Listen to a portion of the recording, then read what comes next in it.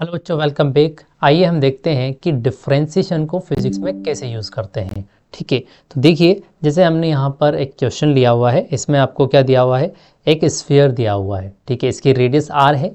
आगे दिया गया है कैलकुलेट रेट ऑफ चेंज, क्या बोला गया है, calculate rate of change of volume of sphere. इस स्फीयर के वॉल्यूम का रेट ऑफ चेंज बताना है विद रेस्पेक्ट टू रेडियस, यानी कि रेडियस के रेस्पेक्ट में इस स्फीयर के वॉल्यूम का रेट ऑफ चेंज बताना है। कहाँ बताना है, जब इसकी रेडियस कितनी हो, 2 मीटर हो। आगे कंडीशन दी है assume radius of sphere is changing. ठीक है, तो जो रेडियस है वो क्या हो रही है, चेंज हो रही है। ऐसा हमें सोचते हुए बताना है कि वॉल्यूम कितना। अब बताइए, आप रेडियस चेंज हो रही होगी तो इसका वॉल्यूम भी चेंज होगा।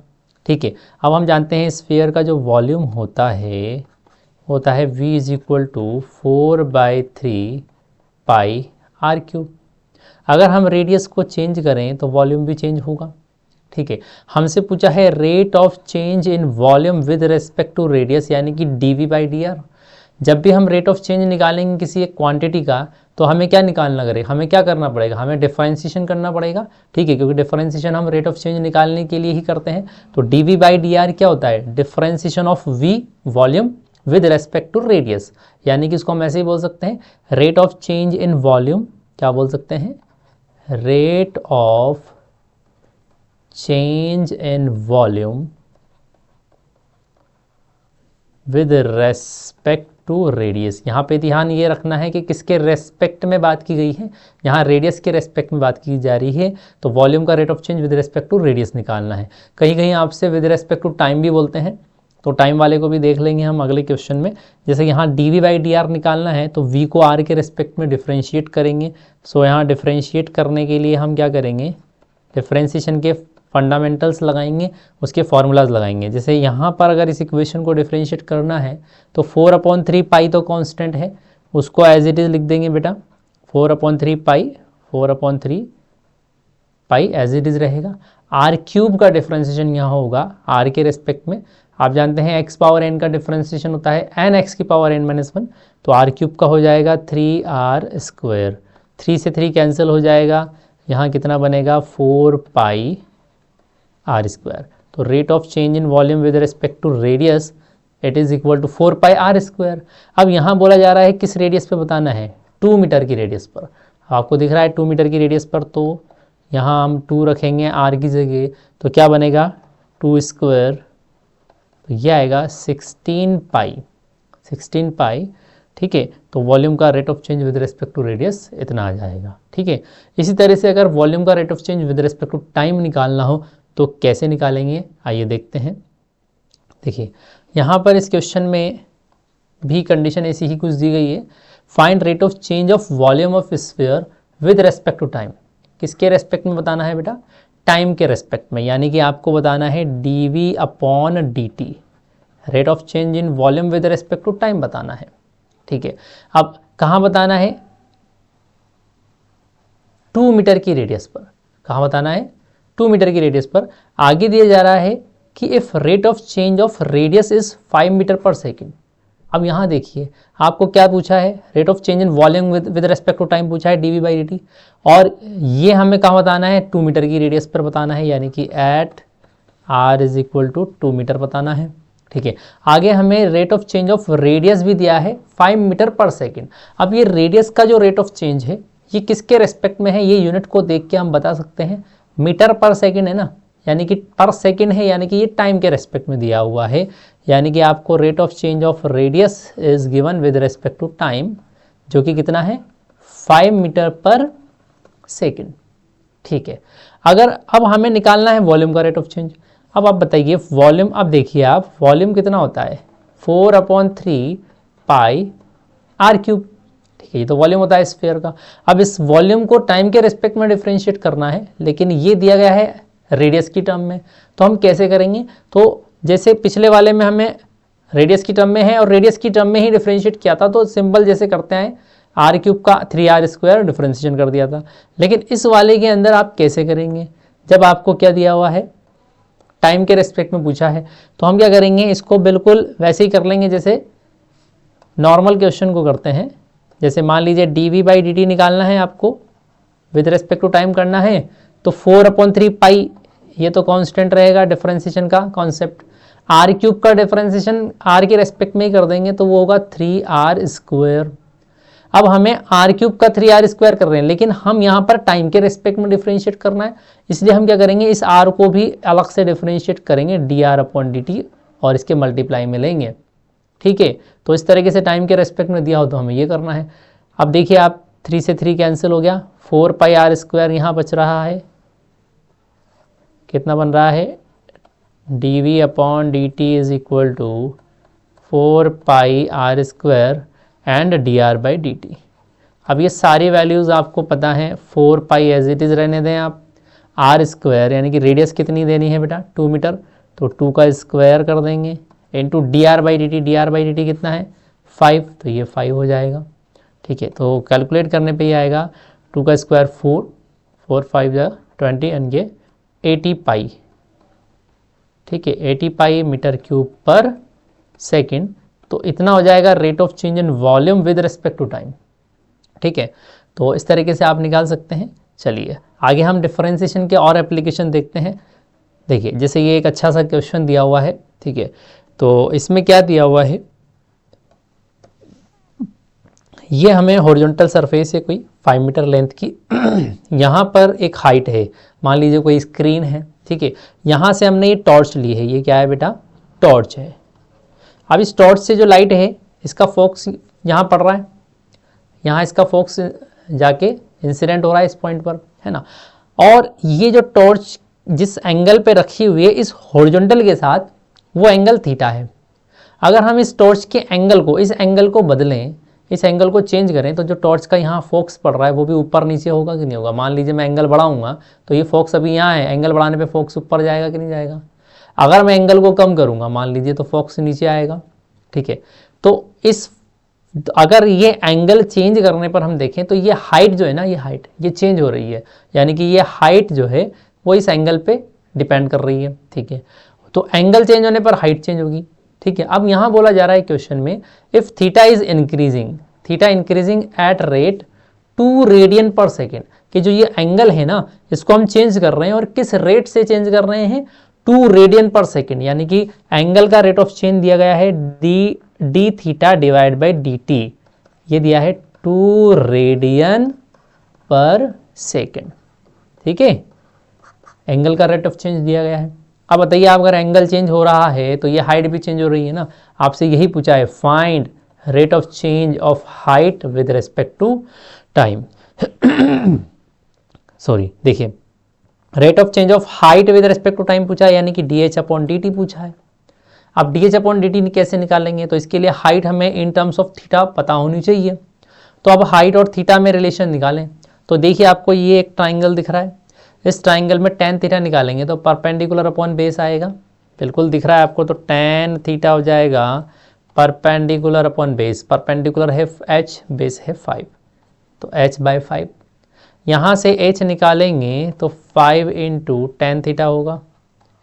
ठीक है, अब हमें rate of change in h निकालना है, इस h का रेट ऑफ चेंज निकालना है, तो वो कितना होगा dh/dt, टाइम के रिस्पेक्ट में पूछा है, वो कितना होगा 5 एज इट इज रहेगा। tan का डिफरेंशिएशन क्या करेंगे बेटा, सेक स्क्वायर थीटा। अब यहाँ डिफरेंशिएशन टाइम के रिस्पेक्ट में कर रहे हैं, करना टाइम के रिस्पेक्ट में। अब ये tan थीटा को करेंगे तो सेक स्क्वायर थीटा हो जाएगा, लेकिन फिर थीटा को भी लिखना पड़ेगा हमें D theta by d T. ठीक है, तो इस तरीके से हम यहाँ पर 5 ये रहा, सेक स्क्वायर थीटा को 1/cos स्क्वायर थीटा लिख सकते हैं, और d theta by d t. ये क्या है हमारे पास, rate of change in height with respect to time है। अब ये चेंज हमें कहाँ निकालना है, जबकि एंगल कितना हो 60 डिग्री हो, तो थीटा 60 डिग्री रखेंगे इसके अंदर, तो कितना आएगा dh/dt। तो बेटा dh/dt आपका आएगा 5 डिवाइड में cos स्क्वायर थीटा, तो 1/cos square 60 into D theta by d T. D theta by d T कितना दिया है 2, ये 2 दिया है।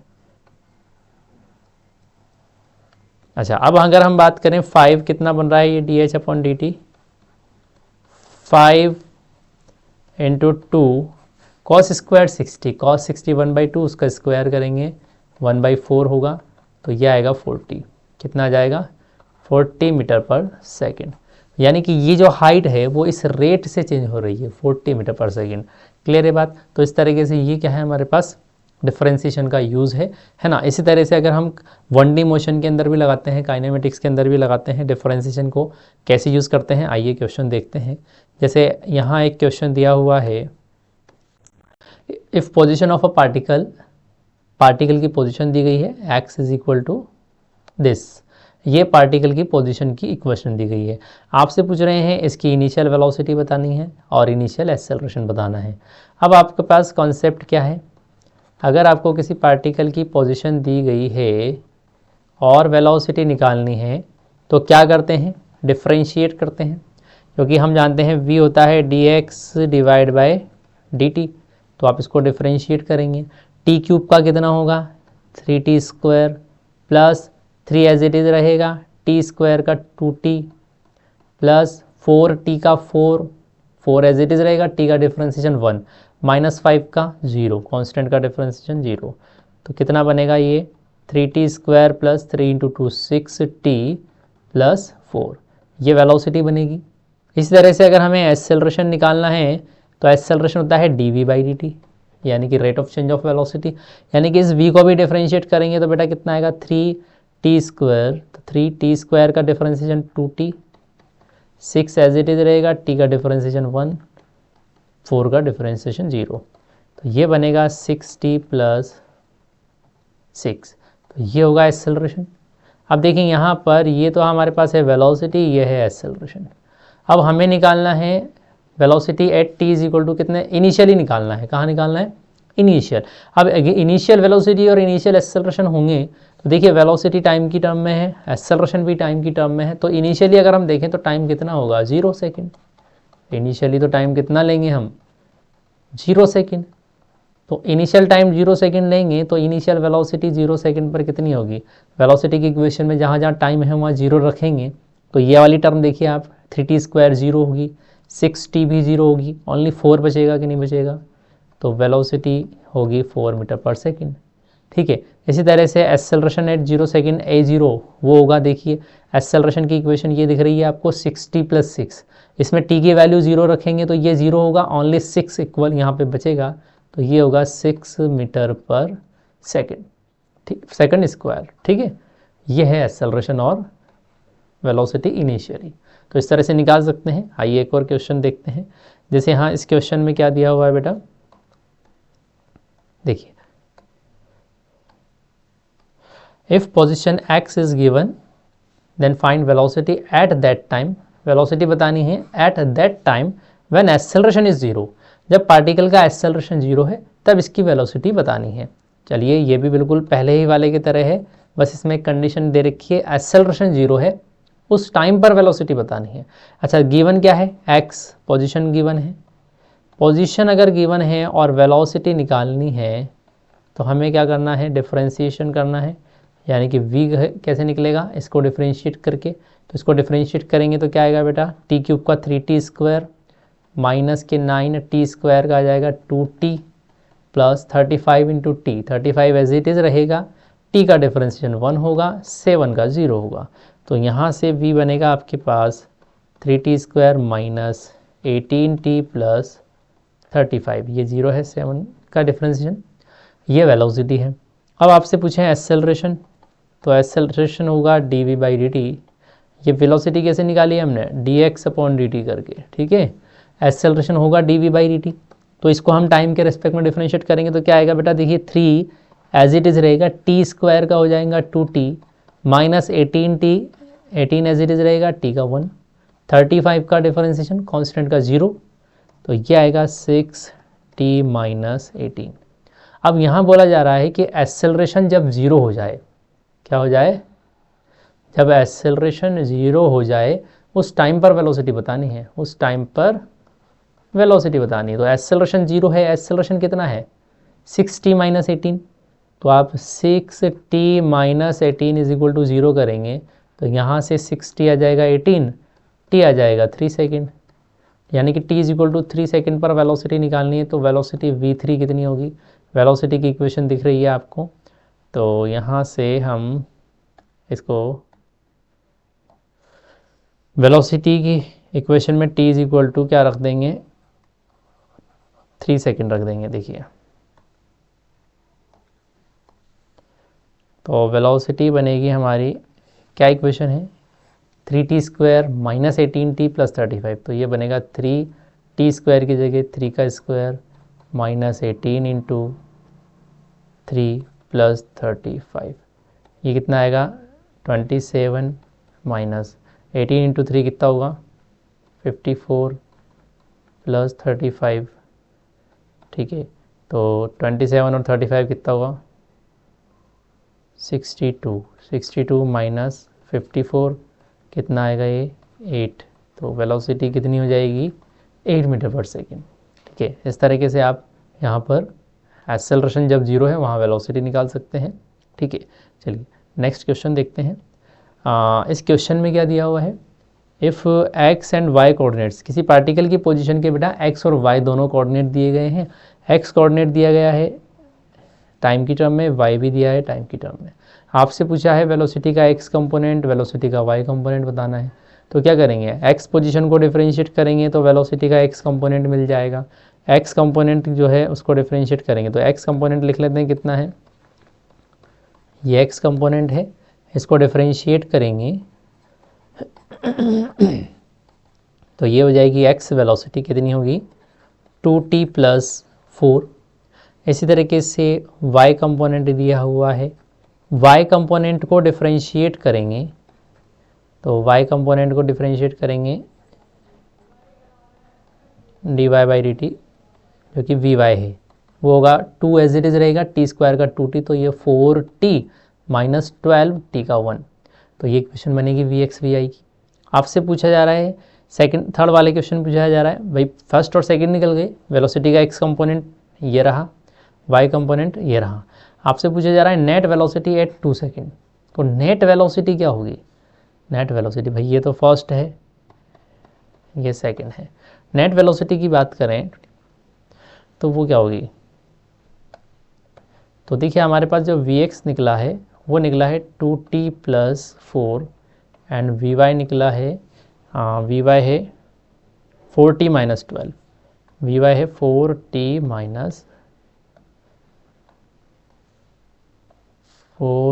माइनस 12। अगर आप इसको डिफरेंशिएट करते हैं, वेलोसिटी को टाइम के रेस्पेक्ट में डिफरेंशिएट करते हैं तो आपको एक्स एक्सेलरेशन मिलेगा, नहीं मिलेगा। लेकिन हमें एक्सेलरेशन नहीं पूछा यहाँ पे, हाँ एक्सेलरेशन नहीं पूछा है, तो हमें वेलोसिटी पूछी है, नेट वेलोसिटी। तो देखिए बेटा नेट वेलोसिटी अगर देखें तो किसी भी वेक्टर की इक्वेशन को लिखेंगे तो उसका एक्स कंपोनेंट वाई कंपोनेंट सारे लिखते हैं साथ साथ। जैसे वी एक्स वी वाई लिखेंगे तो इसको लिखेंगे वी एक्स आई के प्लस वी वाई जे के। तो नेट वेलोसिटी वेक्टर बनेगा वी एक्स कितना है 2t plus 4 i cap, v y कितना है 4t माइनस 12 जे केप। कहाँ पे निकालनी है velocity, t is equal to 2 second पर। तो t is equal to 2 second पर वेलोसिटी निकालनी है तो v vector is equal to t की जगह 2 रख देंगे तो 2 इंटू 2 4 प्लस 4 8 आई केप, यहाँ आ जाएगा 4 इंटू 2 8 माइनस 12 4 जे केप। अगर हमें इसका मैग्नीट्यूड बताना है तो कितना आएगा √8 square plus 4 square 64 plus 16 √80 meter per second. वैसे वेलोसिटी वेक्टर फॉर्म में पूछिए तो ये हमारा आंसर होगा। ठीक है, आगे है ना, फाइंड वेलोसिटी बतानी है, नेट वेलोसिटी तो वेक्टर फॉर्म में ही रहने देंगे अपन, है ना। अगर वेक्टर फॉर्म में पूछा है तो और मैग्नीट्यूड पूछा है तो दोनों निकाल लिए हमने। आगे देखिए फोर्थ क्वेश्चन क्या दिया हुआ है, find velocity of particle at that time when it is moving parallel to x axis. मतलब वेलोसिटी उस टाइम पे बतानी है जब ये parallel to x axis move करे। अब बताइए एक particle parallel to x axis move कर रहा है तो उसकी वेलोसिटी कितनी होगी। तो देखिए पैरेलल टू एक्स एक्सिस अगर मूव कर रहा है, अगर एक्स एक्सिस ऐसे हैं हमारी और इसी के पैरेलल यानी कि ऐसे मूव कर रहा है तो ये कौन सी डायरेक्शन होगी पार्टिकल की, एक्स डायरेक्शन में मोशन कर रहा है और एक्स डायरेक्शन में मोशन कर रहा है तो वहाँ ओनली वी एक्स होगा, है ना, वहाँ वी वाई तो होगा नहीं। यानी कि इस कंडीशन में वी वाई कितना होगा, पार्टिकल की वेलोसिटी का वाई कंपोनेंट 0 होगा। तो वाई कंपोनेंट 0 करेंगे हम, ये वाई कंपोनेंट है 4t माइनस 12 0 करेंगे तो यहाँ से t आएगा 3 सेकेंड। ठीक है। अब आपसे पूछा जा रहा है find the velocity of particle at that time when it is moving parallel to x axis. जब ये एक्स एक्सिस के पैरेलल हो तो वेलोसिटी क्या होगी, तो वेलोसिटी वहाँ पे एक्स एक्सिस के अलोंग अगर चल रहा है तो सिर्फ एक्स वेलोसिटी होगी, वाई वेलोसिटी जीरो होगी। तो हमने वाई वेलोसिटी को ज़ीरो करके टाइम निकाला और इस टाइम को एक्स वेलोसिटी में रख देंगे, तो जो नेट वेलोसिटी हमारी बनेगी वो कितनी बनेगी, आप चाहें तो इस इक्वेशन में रख दें नेट वेलोसिटी में v इज इक्वल टू 2 कितना है 2t प्लस 4, तो 2 इंटू 3 प्लस 4 आई के प्लस वी वाई तो जीरो है क्योंकि parallel to x axis move कर रहा है, तो ये आएगा 6 प्लस 4 10 आई के, यानी कि वेलोसिटी वेक्टर ये होगा 10 आई के मीटर पर सेकेंड। और अगर हमें इसका मैग्नीट्यूड बताना है तो वो होगा 10 मीटर पर सेकंड। ठीक है, चलिए एक और क्वेश्चन लेते हैं। देखिए इस क्वेश्चन में पोजीशन टाइम के रिस्पेक्ट में गिवन है ना। अब आगे क्या बोला जा रहा है, टाइम व्हेन पार्टिकल स्टॉप्स, जब पार्टिकल रुक जाता है तो टाइम बताइए। और आगे बोला जा रहा है एक्सेलरेशन ऑफ पार्टिकल। ठीक है, तो जब स्टॉप कर जाता है तो वेलोसिटी कितनी होगी, जीरो। ठीक है, तो हमने इस पोजीशन की इक्वेशन से तो पोजीशन टाइम के बीच रिलेशन दिया है और पोजीशन की डायरेक्ट इक्वेशन नहीं दी, हमें इक्वेशन कुछ इस तरह से दी है t is equal to root x plus 3। तो यहाँ से हम रूट एक्स निकाल लेंगे, तो ये 3 इधर जाएगा तो t माइनस 3 बनेगा। अब x निकाल लेंगे तो कितना बनेगा t माइनस 3 का होल स्क्वायर। अब इसको डिफ्रेंशिएट कर देंगे क्योंकि हमें चाहिए वेलोसिटी, तो डिफ्रेंशिएट करेंगे dx अपॉन dt कितना होगा, या इसको अगर आप ओपन करें t माइनस 3 का स्क्वायर तो a minus b whole square से खोलेंगे इसको, तो क्या आएगा ये t स्क्वायर प्लस 9 माइनस 60। अभी डिफ्रेंशिएट करेंगे इसको तो टी स्क्वायर का हो जाएगा बेटा 2t, 9 का 0 और माइनस 60 का माइनस 6। ठीक है, ये बोल रहा है कि जब पार्टिकल रुक जाए तब टाइम बताइए, रुकने का मतलब वेलोसिटी 0, तो v 0 करेंगे तो 2t माइनस 6 0, तो t कितना आ जाएगा 3 सेकेंड, यानी कि रुकने में इतना टाइम लगेगा। ठीक है, एक्सेलरेशन की बात कर रहे हैं तो वेलोसिटी आपको मिल गई, वेलोसिटी आपको मिल गई, इसको डिफरेंशिएट करेंगे तो एक्सेलरेशन आएगा, तो वो भी कितना होगा 2t माइनस 6, तो 2 आएगा कि नहीं आएगा। एक कांस्टेंट एक्सेलरेशन है 2 मीटर पर सेकंड स्क्वायर, तो इस तरीके से हम क्या कर सकते हैं, इससे एक्सेलरेशन भी निकाल सकते हैं जो कि 2 मीटर पर सेकंड स्क्वायर है। ठीक है, चलिए नेक्स्ट क्वेश्चन देखते हैं। हाँ, इस क्वेश्चन में क्या दिया हुआ है, if momentum p is equal to this, momentum की इक्वेशन दी गई है, आपसे पूछ रहे हैं फोर्स एट 2 सेकेंड, 2 सेकेंड पे फोर्स पूछ रहे हैं, तो ये भी एक डिफरेंशिएशन का एप्लीकेशन है। मोमेंटम दिया है 2 सेकेंड पे फोर्स बताना है। अब हमें रिलेशन पता होना चाहिए फोर्स एंड मोमेंटम में, हम जानते हैं F होता है dp upon dt, force is equal to rate of change of momentum, तो मोमेंटम का रेट ऑफ चेंज यानी कि मोमेंटम को डिफरेंशिएट करेंगे तो 5 एज इट इज रहेगा, टी क्यूब का 3t स्क्वायर, तो 5 into 3t square plus 2t, 2 as it is t का 1 माइनस 3 का 0, तो ये आएगा 15t square plus 2। 15t square कितना है, t की वैल्यू 2 है, तो 2 स्क्वायर प्लस 2, तो कितना आएगा ये 2 स्क्वायर 4, 15 इंटू 4 60 प्लस 2 62 न्यूटन, तो इतना फोर्स लगेगा। ठीक है, तो इस तरह से हम क्या कर सकते हैं, डिफरेंशिएशन को करते हैं और डिफरेंशिएशन की ये यूज़ है। ठीक है, आई होप आपको समझ में आया होगा। Wish you all the best.